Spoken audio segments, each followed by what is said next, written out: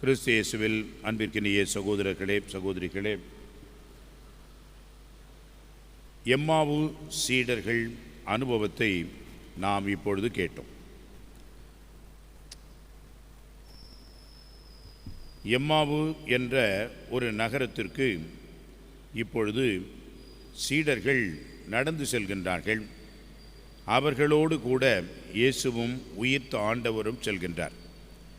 அவ்வாறு அவர்கள் செல்கின்ற அந்த வேளையிலே நடந்த உரையாடலைத்தான் நாம் இப்பொழுது நற்செய்தியாக கேட்டோம்.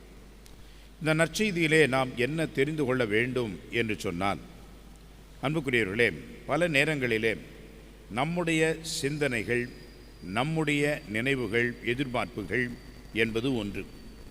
ஆனால் கடவுளுடைய சிந்தனை, கடவுளுடைய எதிர்பார்ப்பு என்பது வேறொன்று.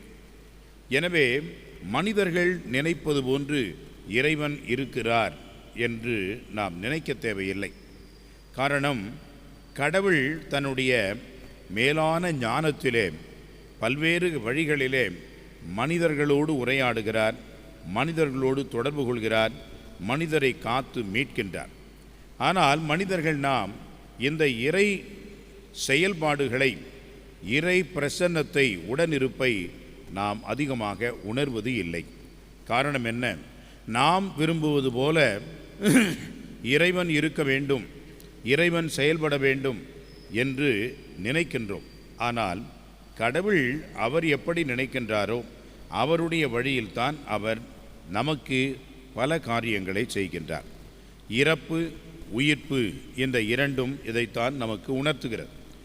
இறப்பை கண்டு எல்லோரும் பயந்தார்கள், வேண்டாம் என்று சொன்னார்கள். ஏன்?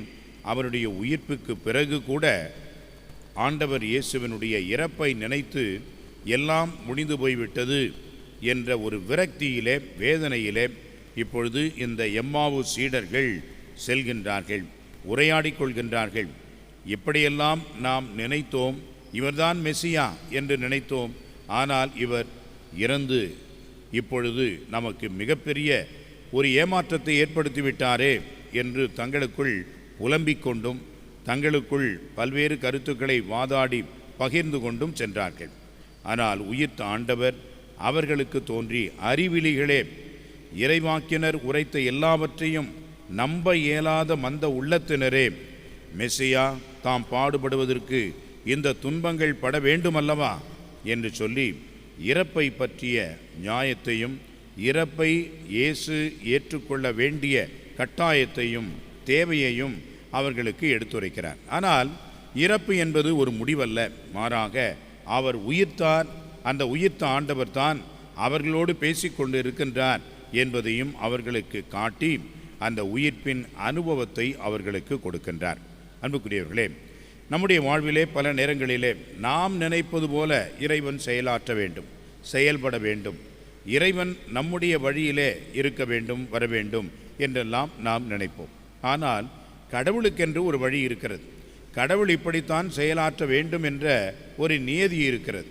அவர் எப்படி நம்முடைய வாழ்விலே செயலாற்றுகின்றாரோ அதை கண்டு உணர்கின்ற விசுவாச கண்ணோட்டம், நம்பிக்கையின் வாழ்வு என்பது நமக்கு வேண்டும்.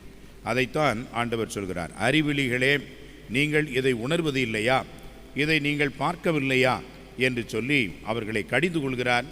உயிர்த்த ஆண்டவர் அவருடைய உடனிருப்பை அவர்களுக்கு உணர்த்துகிறார். இன்று நம்மையும் பார்த்து இதே விசுவாச வாழ்விற்கு அழைக்கின்றார்.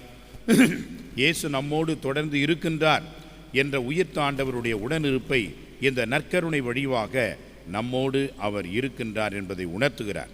எனவே அத்தகைய ஒரு நம்பிக்கை வாழ்வையும், இயேசுவின் சீடர்களாக நாம் இருக்க வேண்டிய தேவையையும், அவர் நம்மோடு இருக்கின்றார் என்ற ஒரு உணர்வையும் உறுதியையும் நிறைவாக பெற்றுக்கொள்ள இந்த திருப்பலியிலே நமக்காகவும் ஜெபிப்போம். ஆமென்.